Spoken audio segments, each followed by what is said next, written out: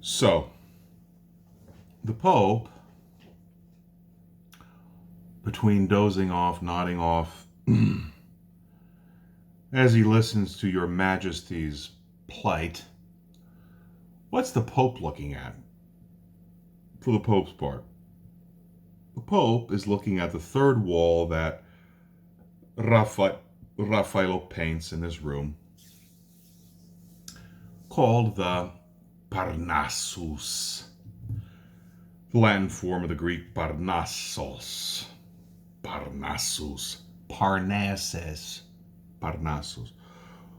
What is this? Well, in ancient Greek and later Roman mythology, whenever the god of wisdom, the arts and sciences, Apollo, became bored on Mount Olympus, imagine that, living for all eternity and you get bored.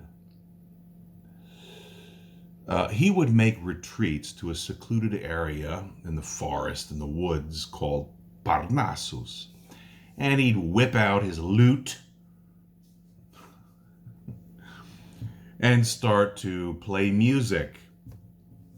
And eventually, from the trees of the forest, 9 muses, or muses, would emerge. 9 women who would whisper sweet nothings into his ear, inspiring him to create new arts and sciences for humans to play with.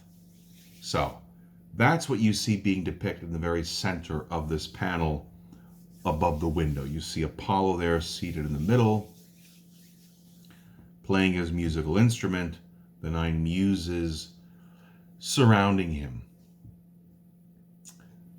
What is of particular interest for us in these courses is in the lower right corner. And you see 3 figures. And they actually, if you can draw a triangle, isn't that convenient?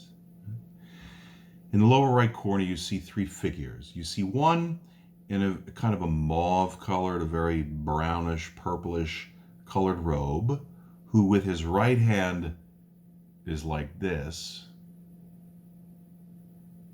index finger over a closed mouth, looking down at an older bearded looking gentleman who was pointing out, not at us, but at your Majesty, and even beyond that, the Pope, who's looking up at a much younger looking lad dressed in blue, symbol of the divine, who is gesticulating and speaking.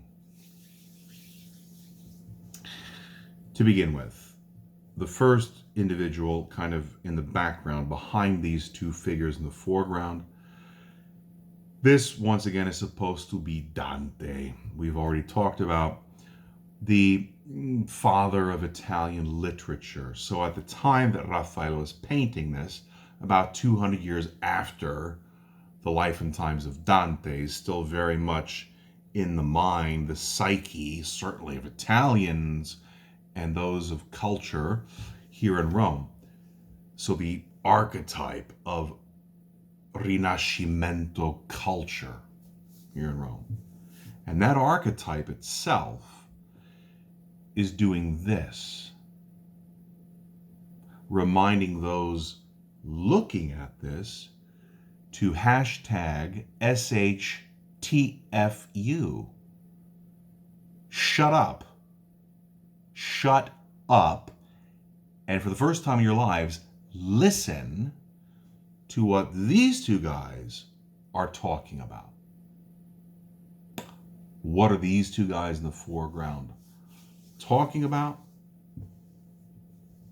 Well, the older gentleman with the beard pointing out at your Majesty and even beyond your Majesty to the Pope himself. This is supposed to be a guy named Virgil, Vergil, Virgil, who is considered to be the ancient Roman Latin author par excellence. He's the guy that wrote the Aeneid, the Latin Roman version of Homer's Greek Odyssey, the mythological foundations of Rome. Virgil. It so happened that around the year 0, just to keep it simple, Rome's first emperor, Caesar Augustus, commissioned Virgil to write this account of Rome's foundations and its early history. And at a certain point, as most artists do, Virgil nutted up. And he was about to destroy all that he had already written in this, what fortunately didn't happen, his Aeneid. He was about to destroy, burn it. The only thing that prevented him from doing so was the hand of the guy that commissioned him to do this, namely Rome's first emperor, Caesar Augustus. The guy on the right, dressed in blue, divine, gently gesticulating and rather confidently explaining to Virgil why he is not going to destroy this forever after famous work. And it's not because Caesar Augustus is the emperor, much less Rome's first emperor. Nope.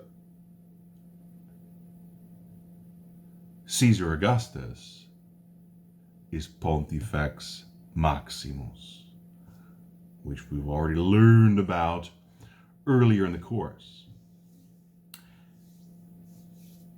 Notice Dante here is the artist, telling us to shut up.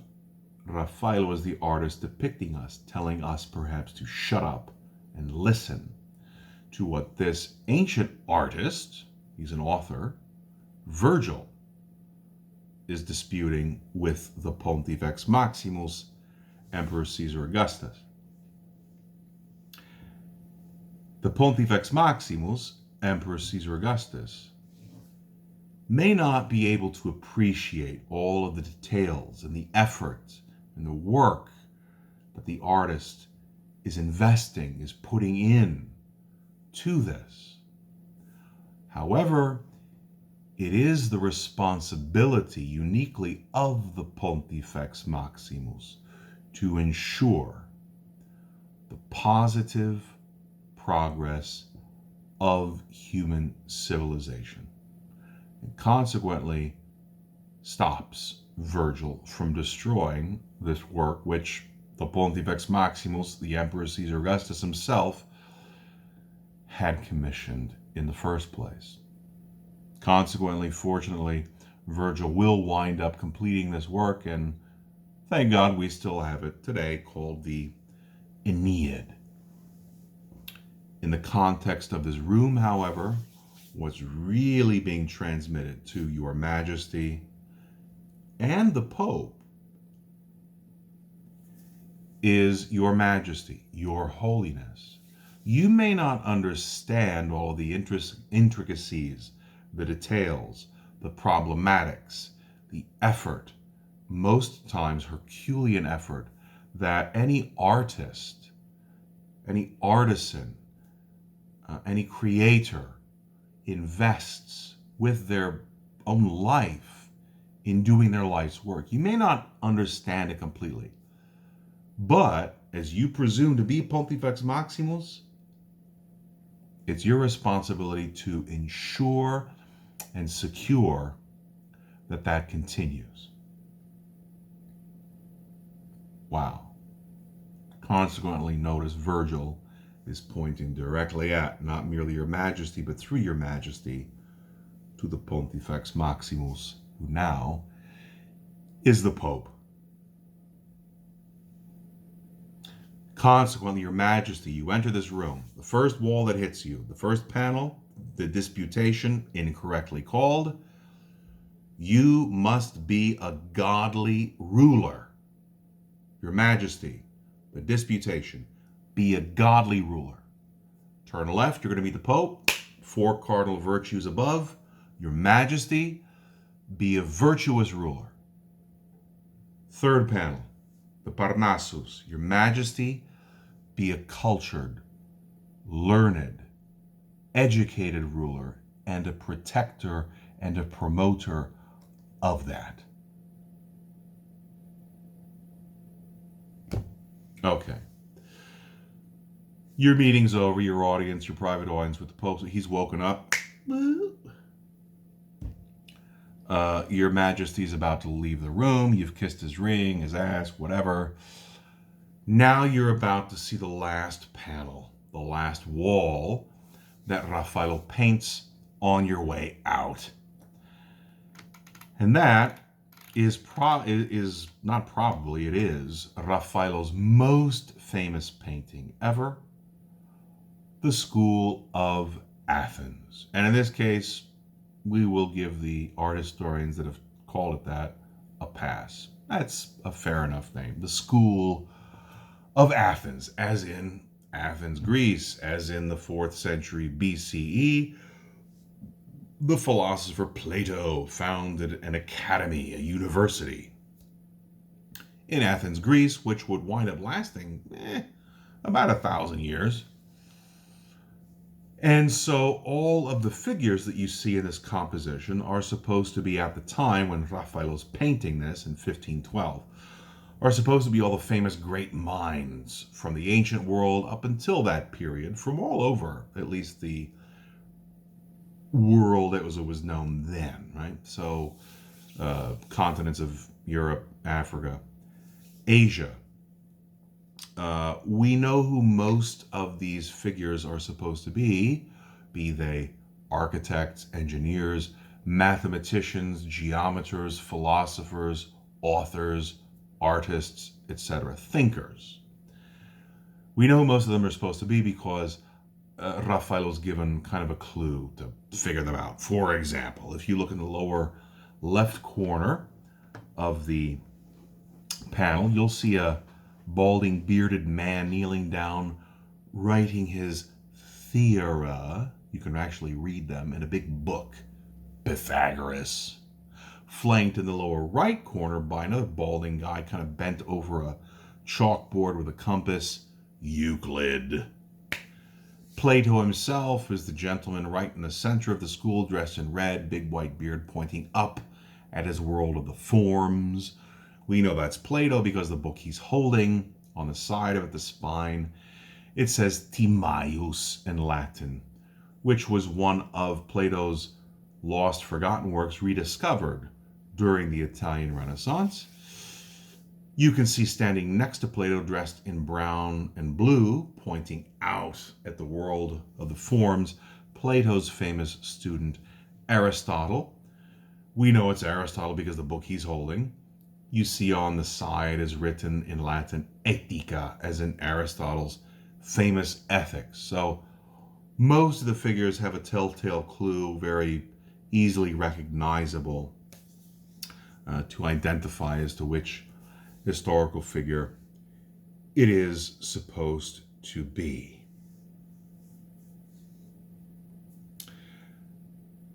You'll notice that Aristotle is, again, not only pointing out at the world of matter, the creation then, in the Judeo-Christian, and for that matter, Islamic tradition, right? Pointing out at the world of creation. But his hand, pointing out, is also the optical center of this composition. Do you remember what the wall at this point is as we are looking at this wall behind us? The disputation. What's the optical center of the disputation? The Eucharist, the divine incarnation.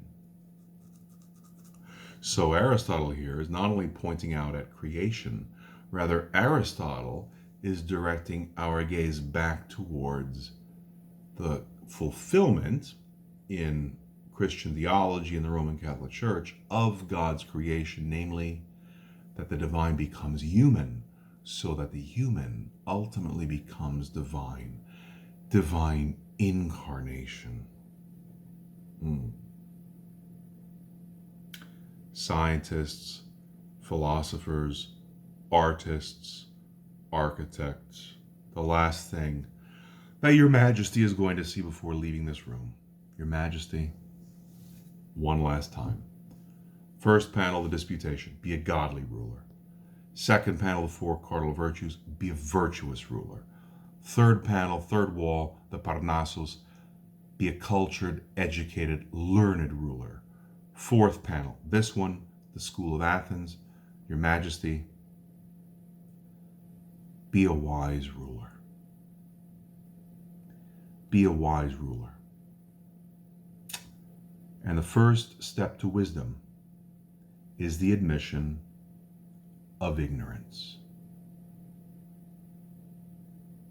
And also demonstrates a great deal of humility. Okay, with that said, one last thing I would like to point out with this particular panel.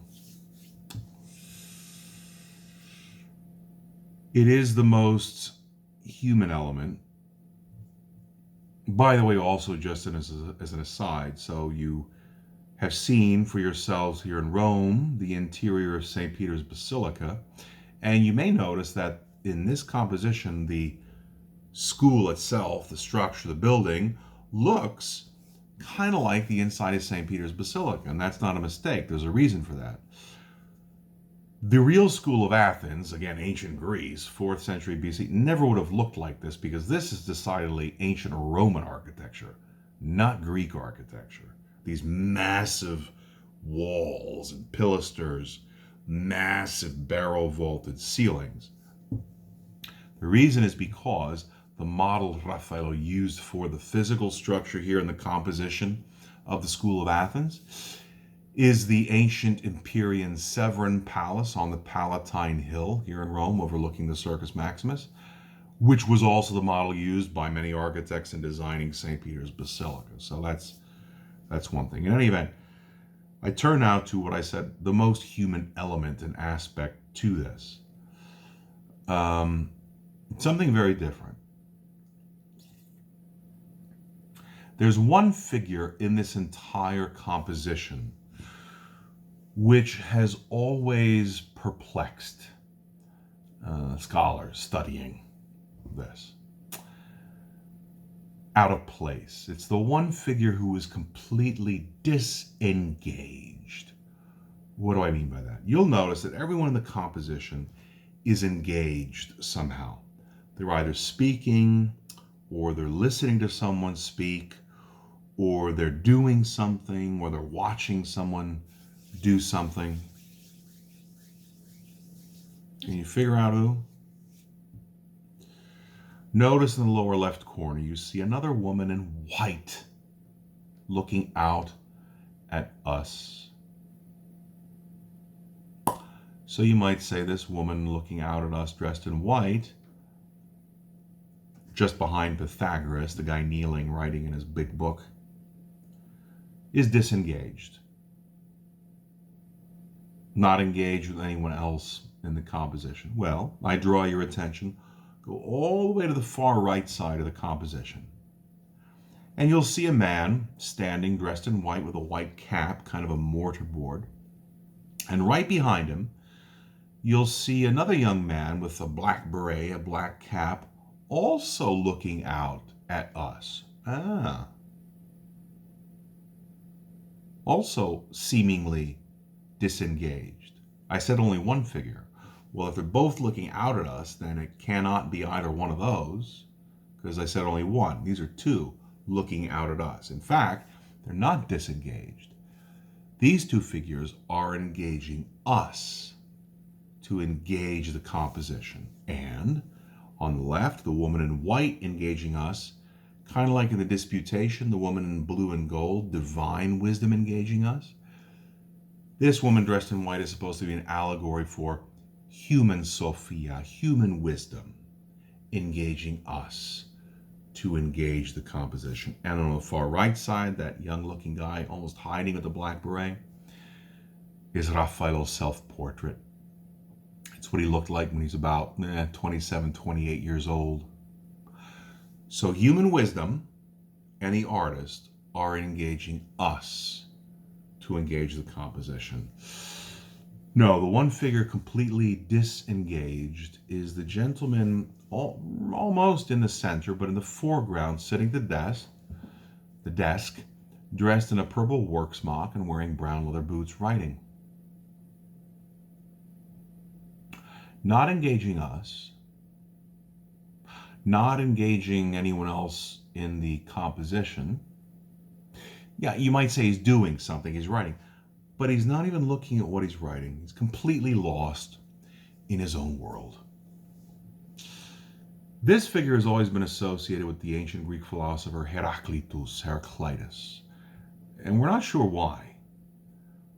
Who was this guy Heraclitus? He's famous for having made the statement that you cannot put your foot into the same river twice. Everything is flux. Everything is changing. Everything is passing. Heraclitus.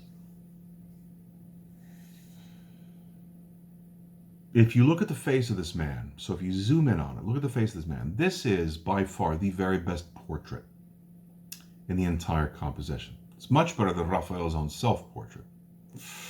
If you look at the anatomy, the hands, the bone structure, and the knees, the detail, it's almost as if with this one figure alone in the very same composition, Raffaello has suddenly gotten exponentially better as a painter. In other words, he paints this in 1512, but this looks like it belongs to a later point in his career life when actually he was a better artist and architect because he had gotten over his depression I mentioned earlier in a previous lecture, his anger and hostility towards Michelangelo, and consequently freed himself up to become a better artist and architect.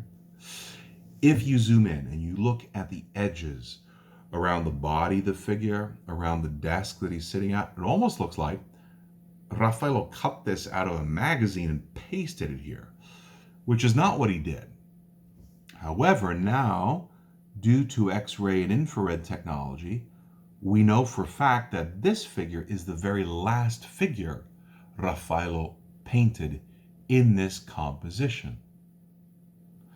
The technique of painting a fresco means fresh. You paint directly immediately on plaster while it's still wet so that the plaster absorbs into itself the paint as opposed to painting oil on canvas or wood where it's just on the surface, right? In other words, the plaster absorbs into itself the paint. Nonetheless, through these different technologies, like I said, radiology, infrared, we know this is the last figure he painted. The question is when? 3 weeks, 3 months before this room was unveiled, or maybe even 3 years later after he got over his issues. Why?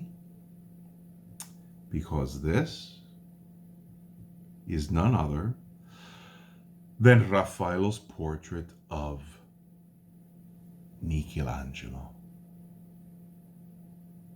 Why in the world, if Raffaello saw Michelangelo as a professional threat, if he could not stand him personally, why in the world would he not only include him, but effectively immortalize him here, knowing what this room would be used for centuries to come? Enter Leonardo da Vinci. The reason why we call him Leonardo da Vinci is the same reason he was called that back in his own day, because he was what used to be referred to in English as a real bastard.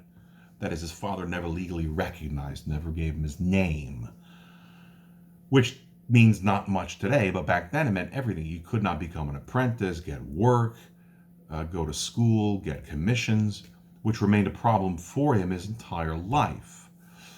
So we call him today what he was called back then, and actually how he signed his name, Leonardo da, or from the town where he was born outside of Florence, Vinci. We also said earlier that when Leonardo heard about this room, the ceiling of the Sistine Chapel, he decided to come to Rome, to the Vatican, to see them for himself. That was the cover story at the time, the spin, as they say now. The real reason, just what I said about Leonardo. He was out of work. He needed money. And therefore, some suggest that it may very well be the case. It's certainly possible, and it may very well be probable that in order to get that money, Leonardo bribed Raffaello, not with money, because that's what he needed. Rather, to get the money, he needed commissions. And to get those commissions, those jobs, Leonardo gave Raffaello some of his own secrets, his tricks of the trade, techniques in architecture, perspective, etc., which would then account for an immediate exponential improvement in Raffaello that we see as an artist and an architect. And apparently, looking at this composition and his incorporation of his great rival Michelangelo, what appears to be some sort of catharsis, conversion in Raffaello, who in the end, maybe after admittedly getting a little help from Leonardo, kind of like the Greek philosopher Heraclitus, realizes, you know what? Life is short. And most of it is bullshit. Everything is passing. Everything is flux. And if you realize that, and you interiorize that, maybe Raffaello, and who for you, maybe you will get over yourself and free yourself up to become a better artist, a better architect, a better human person. Because we're all in this together, brother. Did such a conversation, transaction ever occur? We don't know. It's certainly possible. Maybe someday we'll find out. In any event, 7 years after Raffaello finishes this, Leonardo dies in France. Raffaello himself will die here in Rome the following year, 1520, at the age of only 37, leaving Michelangelo by himself to round out the Italian Renaissance. And with that, we now turn to our next lecture session, namely the Protestant Reformation and the third of those great masterpieces, Michelangelo's Last Judgment scene in the Sistine Chapel.